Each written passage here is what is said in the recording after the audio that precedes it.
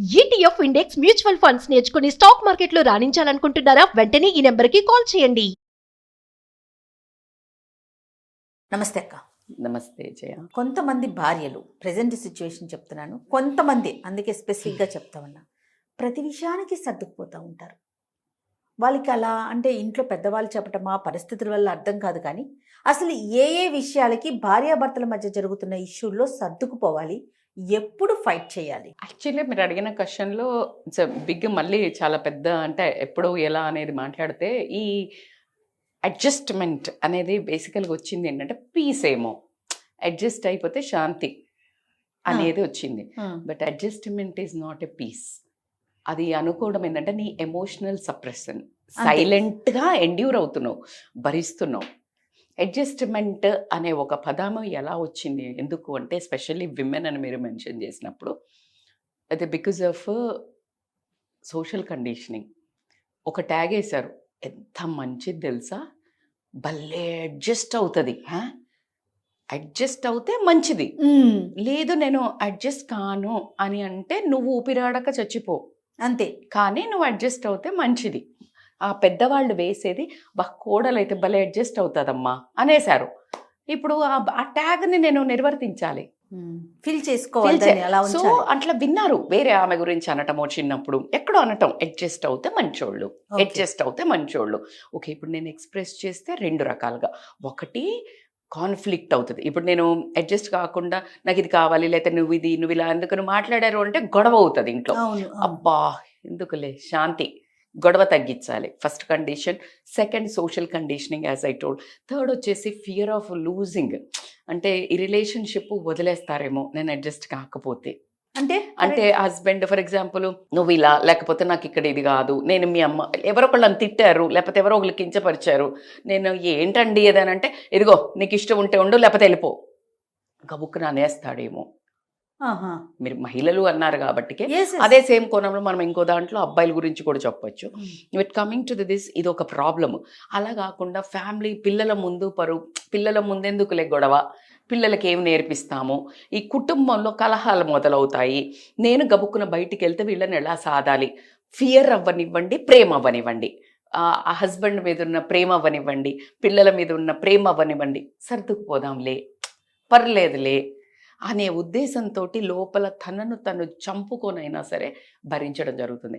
Absolutely right. వాడు మేము మనసులో ఇది చూస్తున్నప్పుడు ఒకళ్ళకి వెళ్తూ ఉంటుంది, ఖచ్చితంగా ఒక 10 మంది చూస్తే అందులో ఇప్పుడు ఎవరు సర్దుకుపోతున్నారు మేడం అని వినిపిస్తుంది, మీ వాయిస్ నాకు వినిపిస్తుంది. కానీ అబ్సల్యూట్లీ రైట్ క్వశ్చన్ అడిగిందే క్లియర్గా. కొంతమంది ఎన్ని యుగాలు మారినా అటువైపు ఎంతమంది ఉంటారో ఇటువైపు కూడా అంతే మంది ఉంటారు. సో వాళ్ళను మీరు ఒక ట్యాగ్ వేసి ఎక్స్ప్రెస్ చేయొద్దు, ఇంప్రెస్ చేయడానికి ఎక్స్ప్రెస్ చేయరు. ఎక్స్ప్రెస్ చేయటం వల్ల ఈ సప్రెస్ ఓన్లీ ఇంప్రెషన్ కోసమే అంతే. ఎందుకు ఇచ్చేసారు కదా, మంచిది మంచిది అనుకోవడానికి చేసే పనులే కదా ఇవన్నీ. జీవితంలో మనము ఏంటి, ఇప్పుడు పిల్లలు అడిగింది చేస్తావు, ఎందుకమ్మా మంచిది అనిపించుకోవాలి. I know very rude topic I'm talking about.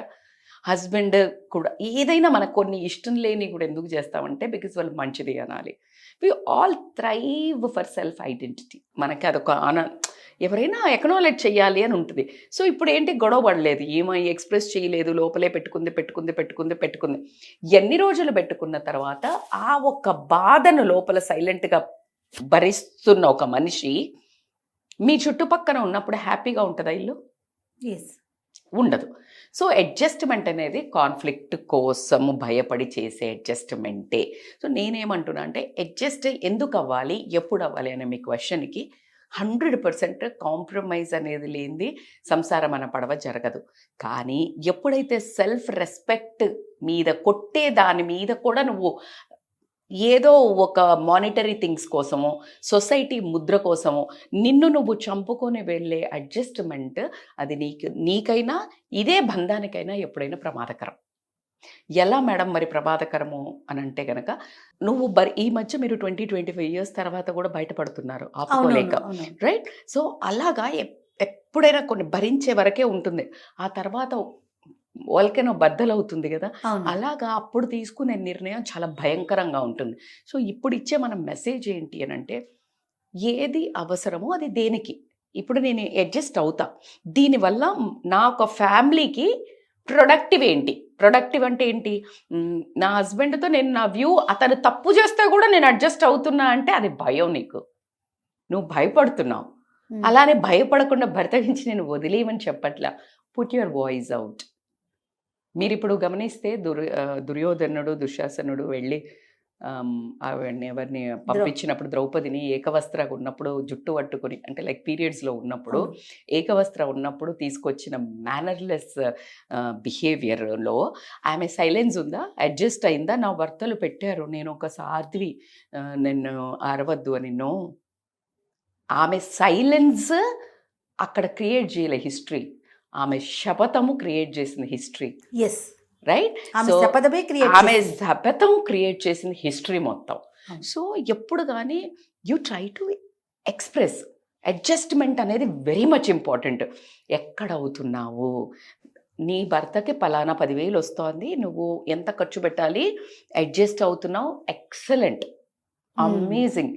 అత్త మామ కొంచెం కాస్త నోటి దురుకొస్తా ఏదో వాళ్ళ ఒక బ్రాటప్ ఏదో ఒకటో దాంట్లో బిహేవ్ చేస్తున్నారు, నువ్వు అడ్జస్ట్ అవుతున్నావు, నీ భర్త కాపాడాలి, తల్లిదండ్రి పర్లేదులే నా తల్లిదండ్రి, అబ్సల్యూట్లీ ఫెంటాస్టిక్.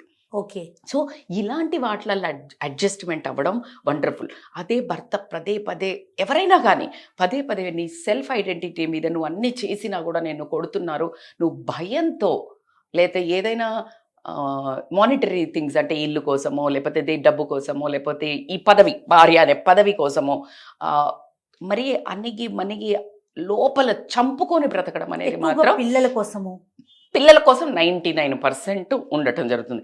కానీ ఆ పిల్లలకు నువ్వు ఇచ్చే మెసేజ్ అంతా రాంగ్ మెసేజే. అంటే ఒకడు 2 రకాలు నేర్చుకుంటాడు. ఒకడేమనుకుంటాడు, ఓకే ఇలా తొక్కి పెట్టాలన్నట్టు, రేపటి రోజున నేను కూడా ఇది చేయాలా.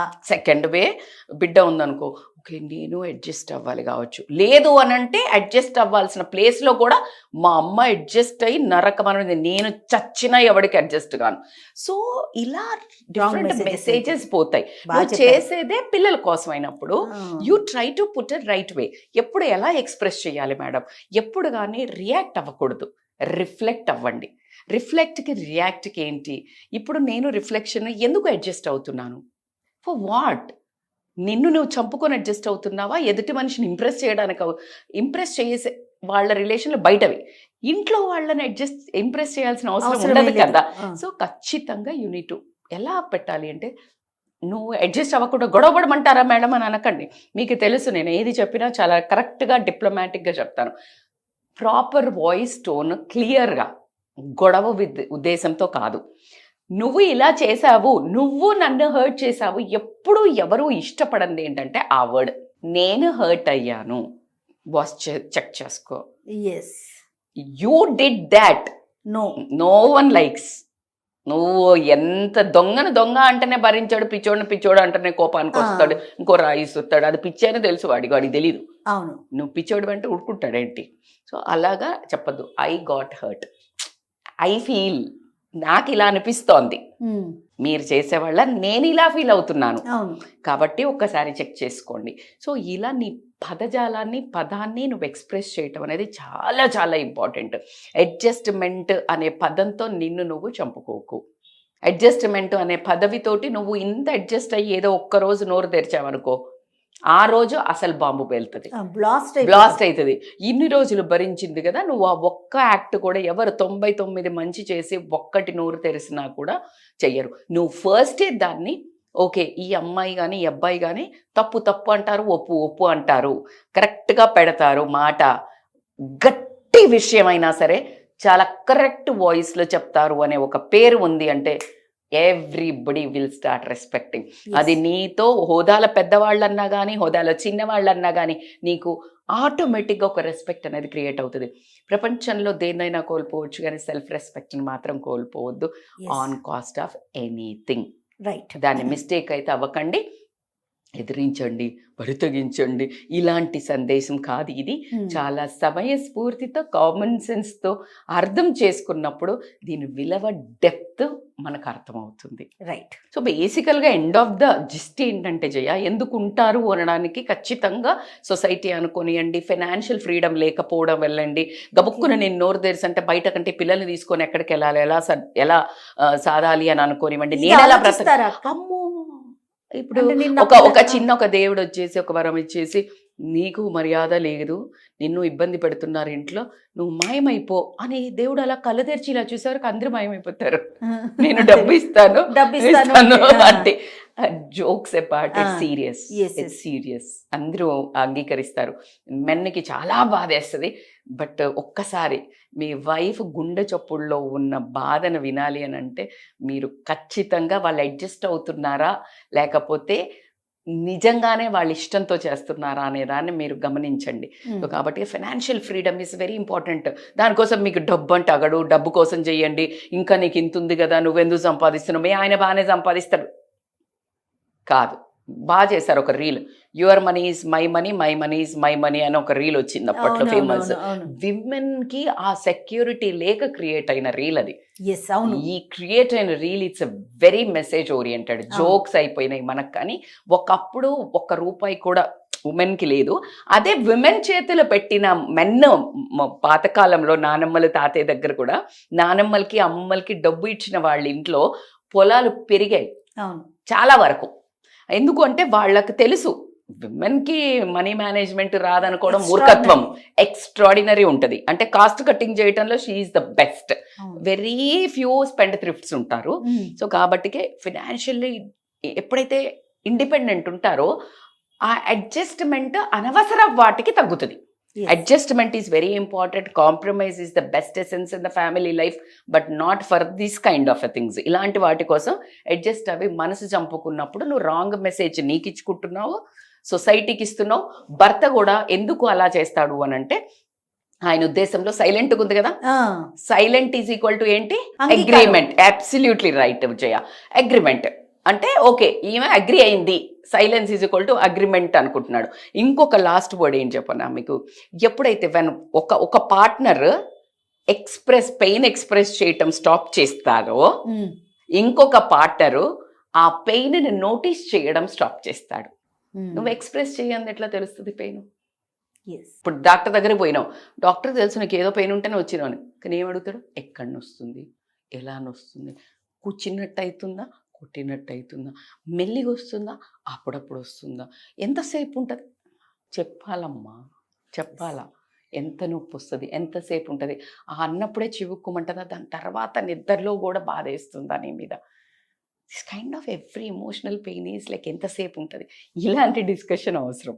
ఇలాంటి డిస్కషన్స్ ఉంటే అలా డాక్టర్ దగ్గర పోయి పెయిన్ వస్తుంది అని చెప్పే అవసరం కూడా తప్ప ఉండదు. So rightly said. సో ఒక మనిషి ఎప్పుడైతే స్టాప్ చేశాడో పెయిన్ చెప్పట్లేదు అని అంటే అర్థం ఇంకొకరు ఆటోమేటిక్ గా స్టార్ట్ చేస్తారు, నోటీస్ చెయ్యరు, పెయిన్ ఉందని కూడా అగ్రీ చెయ్యరు, వాళ్ళకి అసలు అవసరమే పడదు. ఓ చాలా బాగున్నట్టుంది మా ఫ్యామిలీ లైఫ్ అనుకుంటాడు. మీరు ఎంత వ్యాలిడ్ పాయింట్స్ చెప్పారంటే ప్రతి ఒక్కరూ ఆలోచించాలి. నాకైతే పర్సనల్గా నిజమే కదా అని అనిపించింది. చాలా హ్యాపీగా అనిపించింది అక్క, చాలా చాలా బాగుంది. చూడండి, మీ భర్తలతో కూడా షేర్ చేయండి. డెఫినెట్గా ఖచ్చితంగా భర్తలు కూడా నోటీస్ చేయండి. ఏంటి కొత్త కొత్తవి నేర్పిస్తుందని మాత్రం అనుకోకండి. అందమైన హ్యాపీ జీవితం సాగాలంటే self reflection is very important. Exactly. నమస్తే అక్క. Thank you Jaya.